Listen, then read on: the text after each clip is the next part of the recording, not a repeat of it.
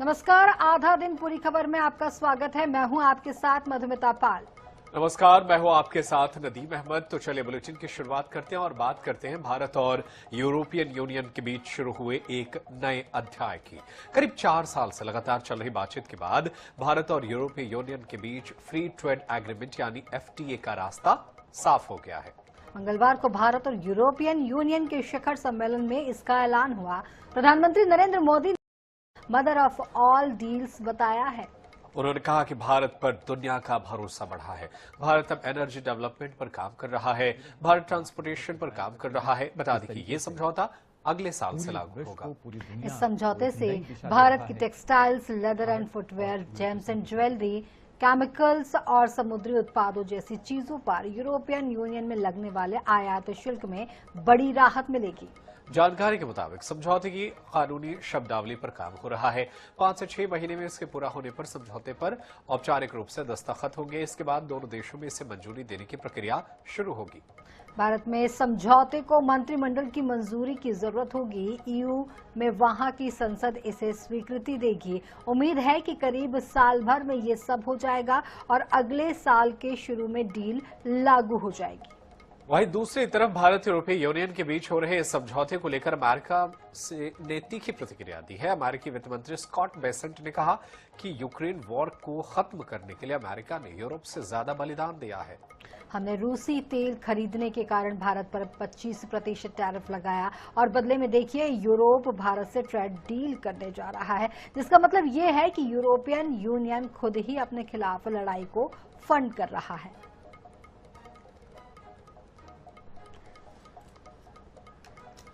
तो क्या होता है FTA? आपको बताया, FTA का मतलब है फ्री ट्रेड एग्रीमेंट। FTA को हिंदी में मुक्त व्यापार समझौता कहा जाता है। FTA 2 या 2 से ज्यादा देशों के बीच होने वाला एक आर्थिक समझौता है।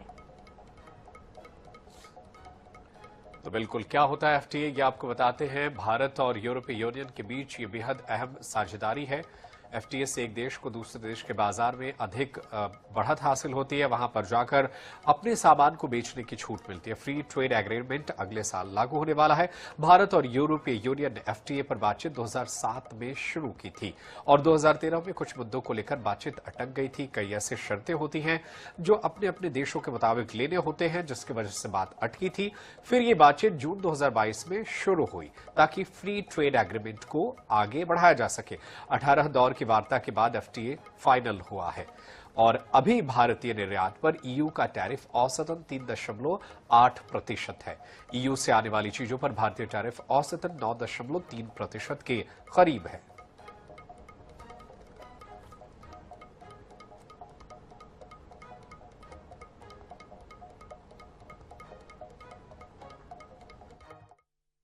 हर क्षेत्र में सहयोग के नए आयाम स्थापित किए हैं।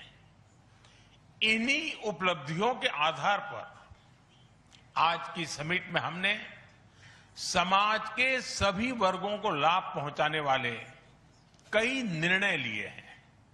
फ्रेंड्स, आज भारत ने अपने इतिहास का अब तक का सबसे बड़ा फ्री ट्रेड एग्रीमेंट संपन्न किया है। यह एक ऐतिहासिक समझौता हमारे किसानों, हमारे छोटे उद्योगों, इसके यूरोपियन मार्केट तक पहुंच आसान बनाएगा, मैन्युफैक्चरिंग में नए अवसर पैदा करेगा और हमारे सर्विसेज सेक्टर के बीच सहयोग को और प्रबल करेगा। यदि आप बैंक जाने का मन बना रहे हैं तो ये खबर आपके लिए ज्यादा जरूरी है। देश भर के सरकारी बैंक कर्मचारी अपने प्रमुख मांगों को लेकर के आज एक दिवसीय हड़ताल पर है। United forum of bank unions के आह्वान पर बुलाई गई इस हड़ताल के कारण बैंकों में कैशलेस लेन देन, चेक क्लियरेंस और शाखाओं से जुड़े अन्य महत्वपूर्ण कामकाज ठप रहने की संभावना है। हड़ताल का मुख्य कारण 5 डे वर्किंग सिस्टम की मांग है ताकि बैंक कर्मचारियों को 2 दिन का अवकाश मिल सके। छत्तीसगढ़ में करीब 2,500 बैंक बंद रहेंगे और लगभग 25,000 अधिकारी कर्मचारी हड़ताल में शामिल हैं।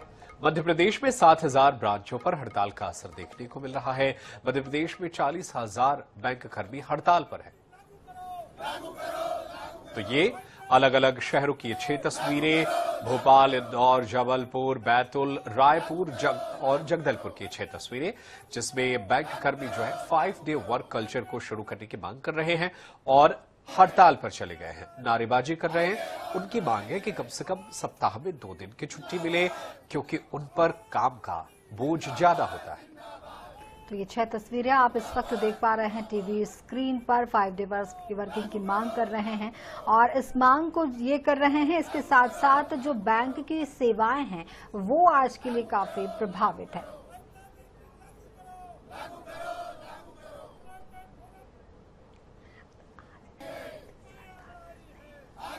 तो बैंकिंग सेवाएं प्रभावित है। 5 डे वर्किंग की मांग यहां पर लगातार ये लोग कर रहे हैं और मध्य प्रदेश, छत्तीसगढ़, देश भर में बैंक कर्मचारियों की हड़ताल है। एमपी की 7,000 ब्रांचों में इसका असर दिखाई पड़ रहा है और 40,000 बैंक कर्मी मध्य प्रदेश से हड़ताल पर हैं। और अब बात राजधानी भोपाल की खबर की करते हैं। दरअसल भोपाल में आज खेलो एमपी यूथ गेम्स का राज्य स्तरीय शुभारंभ होने जा रहा है। शाम 6:30 बजे तात्या टोपे स्टेडियम में आयोजित भव्य समारोह में मुख्यमंत्री डॉक्टर मोहन यादव मुख्य अतिथि के रूप में मौजूद रहेंगे, जबकि कार्यक्रम की अध्यक्षता केंद्रीय श्रम एवं रोजगार, युवा कार्यक्रम एवं खेल मंत्री मनसुख मांडविया करेंगे। प्रदेश के खेल प्रेमियों और युवाओं में समारोह को लेकर के खासा उत्साह देखने को मिल रहा है। शुभारंभ समारोह को खास बनाने के लिए मशहूर गायक कैलाश खेर अपनी टीम कैलाशा बैंड के साथ लाइव परफॉर्मेंस देंगे। इस आयोजन में प्रदेश भर से आए युवा खिलाड़ी हिस्सा लेंगे, जिससे राजधानी में खेल और उत्साह का माहौल देखने को मिल रहा है।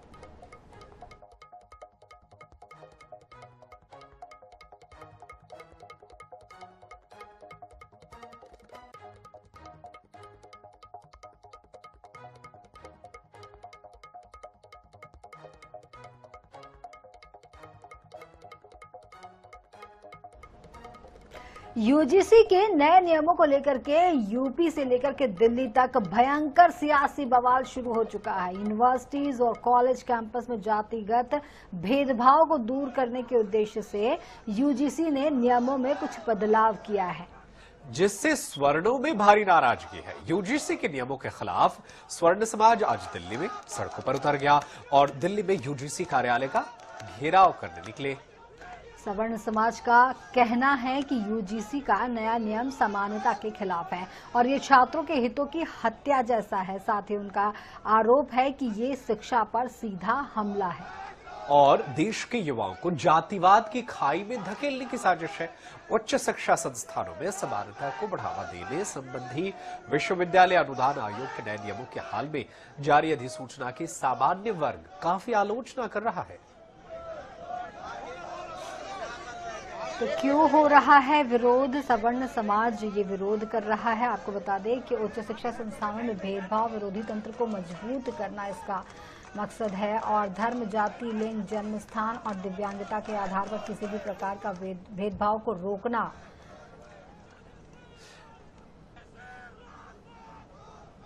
तो कॉलेजों और विश्वविद्यालयों में इक्विटी कमेटी का गठन होगा। नए नियम देश की एकता और शांति के लिए खतरनाक साबित हो सकता है, ये कहना है स्वर्ण समाज का। दरअसल ये जो कायदे कानून हैं इसमें जो है ओबीसी, एससी, एसटी और महिला, इसके अलावा दिव्यांग को अधिकार है, वो शिकायत कर सकते हैं और उनकी शिकायतों पर कार्रवाई होगी। लेकिन स्वर्ण समाज के लिए इसमें कोई प्रावधान नहीं है और स्वर्ण समाज इसी बात से नाराज है कि ये जो कायदे कानून है वो जनरल, जो सामान्य वर्ग के लोग हैं, जनरल कास्ट के लोग हैं, उनके खिलाफ जो है इसका इस्तेमाल होगा और इससे आज स्वर्ण समाज भड़का हुआ है। और चलिए अब बात करते हैं यूपी में चल रहे शंकराचार्य अविमुक्तेश्वरानंद विवाद मामले की। शंकराचार्य अविमुक्तेश्वरानंद के अपमान के विरोध में इस्तीफा देने वाले बरेली के सिटी मजिस्ट्रेट को सस्पेंड कर दिया गया है। शासन ने कमिश्नर को मामले की जांच सौंपी है। साथ ही सिटी मजिस्ट्रेट अलंकार अग्निहोत्री को शामली अटैच कर दिया गया है। देर रात शंकराचार्य ने सिटी मजिस्ट्रेट से फोन पर बात की और उनसे कहा कि पूरा सनातनी समाज आपसे प्रसन्न है। जो पद आपको सरकार ने दिया था, हम उससे बड़ा पद धर्म के क्षेत्र में आपको देंगे। आपको बता दें कि बरेली के सिटी मजिस्ट्रेट अलंकार अग्निहोत्री ने गणतंत्र दिवस पर इस्तीफा दिया था। उन्होंने इस्तीफे की वजह यूजीसी का नया कानून और शंकराचार्य अभिमुक्तेश्वरानंद के शिष्यों की पिटाई का विरोध बताया था।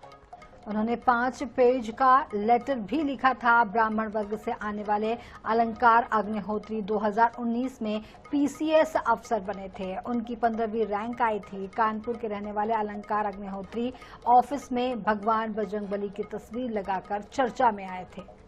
दरअसल करीब 5 महीने पहले बरेली में सिटी मजिस्ट्रेट अलंकार अग्निहोत्री ने अपने कार्यालय में हनुमान जी की तस्वीर लगाई थी, जिसका भीम आर्मी ने जमकर विरोध किया था। कुल मिलाकर शंकराचार्य अभिमुक्तेश्वरानंद और माघ मेला प्रशासन के बीच विवाद खत्म नहीं हुआ है और इस विवाद में और आगे क्या होता है, ये देखना दिलचस्प होगा।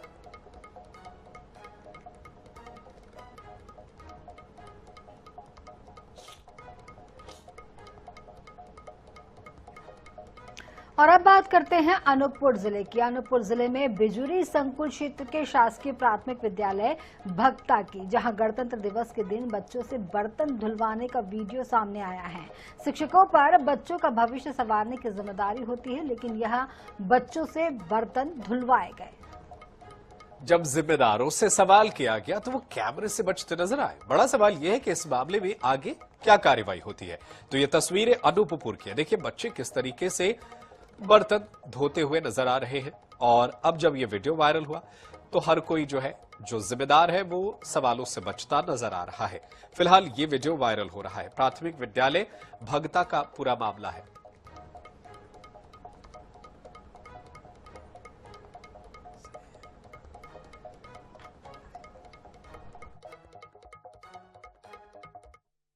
बर्तन काहे के लिए धो रहे थे? हम इसको बस साफ करते हैं, आंटी तो धोती है बर्तन। साफ आप करते हो फिर आंटी धोती हैं? इधर थोड़ा बैल रह जाते हैं उसको वो धोते हैं। आज 26 जनवरी है गणतंत्र दिवस और आपके इस विद्यालय में बच्चे लोग नहीं कर सकते सर। प्लीज मीडिया वाले में आपको मीडिया कैमरे के सामने आना पड़ेगा। सर बच्चे लगातार बर्तन स्वयं धो रहे थे, इस पे आपका क्या कहना है?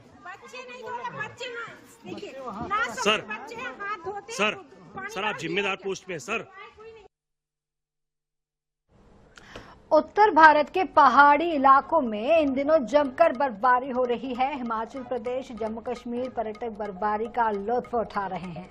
जम्मू कश्मीर में अधिकांश जगहों पर सुबह से बर्फबारी हो रही है। श्रीनगर से आने जाने वाली सभी फ्लाइट्स आज के लिए रद्द कर दी गई है। बर्फ से ढके ऊंचे इलाकों में रहने वाले लोगों को बाहर जाने से बचने की चेतावनी दी गई है। सोमवार को गुलमर्ग घाटी में तापमान 9.0 डिग्री दर्ज किया गया है। वहीं हिमाचल प्रदेश में भारी बारिश और बर्फबारी को लेकर के ऑरेंज अलर्ट जारी किया गया है। जम्मू कश्मीर के बारामूला, पुलवामा, कुपवाड़ा और जोजिला से बर्फबारी की तस्वीरें सामने आई हैं। 4 तस्वीरें देख पा रहे हैं आप टीवी स्क्रीन पर।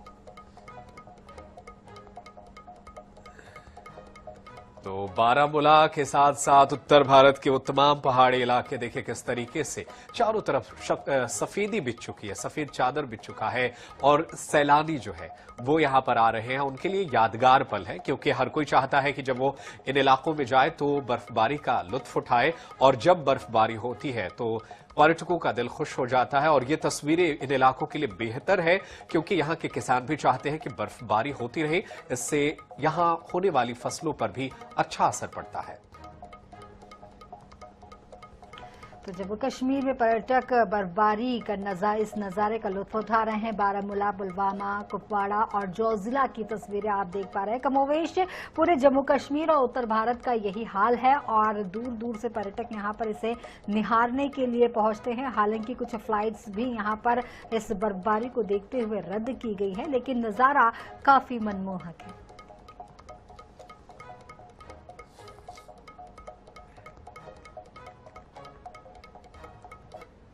और उधर मध्य प्रदेश और छत्तीसगढ़ में ठंड के बीच अब बारिश की संभावना है। मौसम विभाग ने दोनों राज्यों में अगले 2 दिनों में बारिश की संभावना जताई है। छत्तीसगढ़ के कई जिलों में 28 जनवरी को गरज चमक के साथ हल्की बारिश का अनुमान है। रायपुर, राजनांदगांव, सरगुजा समेत 14 जिलों में तेज हवाएं चलने और बिजली गिरने का अनुमान है। वहीं मध्य प्रदेश के 28 जिलों में बारिश का अलर्ट है। भोपाल, ग्वालियर समेत कई जिलों में अगले 2 दिन बारिश के आसार हैं।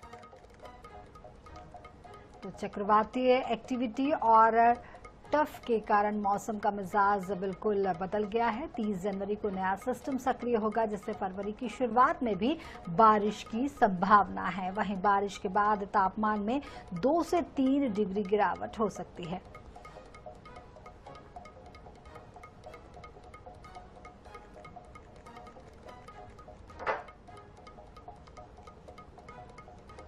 तो मध्य प्रदेश, छत्तीसगढ़ में बारिश का अलर्ट जारी किया गया है और ठंड जो है अपने अंतिम दौर में है, लेकिन इसी बीच बारिश होने से ऐसे आसार हैं कि बारिश के बाद ठंड बढ़ सकती है। मध्य प्रदेश के 28 जिलों के लिए अलर्ट जारी हुआ है।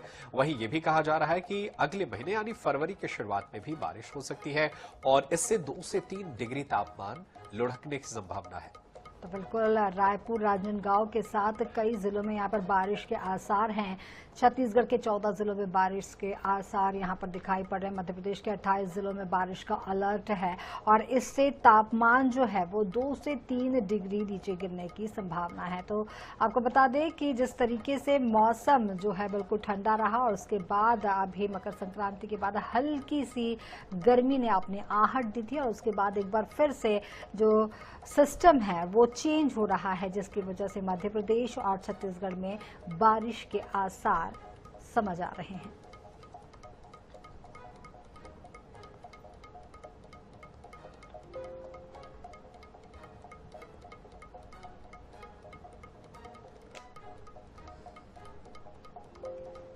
छत्तीसगढ़ के 14 जिलों में बारिश के आसार, मध्य प्रदेश के 28 जिलों में बारिश का अलर्ट है और फरवरी की शुरुआत में भी बारिश की संभावना यहां पर नजर आ रही है और इससे बिल्कुल निश्चित तौर पर नदीम 2 से 3 डिग्री जो है वो पारा में जो है तापमान में गिरावट दर्ज की जाएगी। बिल्कुल मौसम जो है एक बार फिर से ठंड और सुहावना होगा क्योंकि बारिश के अलर्ट जारी किए गए हैं।